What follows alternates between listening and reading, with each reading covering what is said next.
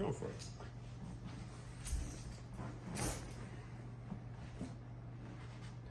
Hey everyone, my name is Nick Bean, and Chris is my big brother. Growing up, I was a pretty standard younger sibling and just wanted to copy everything my older siblings did. Chris loved Legos, so I loved Legos.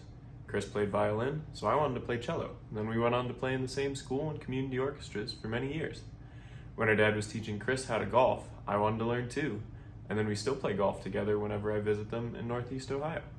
Chris was, and still is, the best older brother on the planet, and he shaped my trajectory through life, from teaching me how to be social and making friends, to inspire me to study biomedical engineering and build adaptive technology, to encouraging me to go to medical school, even when it meant moving away from him and my family in Cleveland.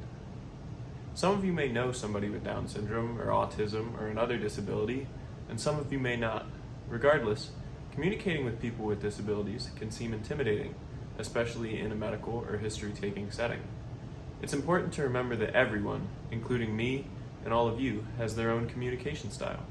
We may not speak at the same pace, and we may not use the same words or type of words or amount of words to communicate similar ideas, and that's okay. In typical conversation, we still give the other person a chance to hear and understand what we say and respond in their own way. As friends, siblings, medical providers, I think the most important thing we can do when talking to patients with disabilities is to remember to give them that chance. I've lost track of how many times my family and I have been to a restaurant and the server assumes that one of us was going to order for Christopher.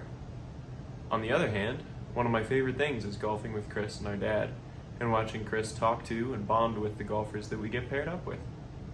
The main difference between those situations is a stranger's willingness to open up and communicate with my brother the way that they would with anyone else. If I could leave you with one thing today, it would be a request that as healthcare professionals, you give your patients with Down syndrome and other disabilities the chance to be heard. Sometimes their communication will involve assistive technology, or a family member helping them to communicate or speaking for them.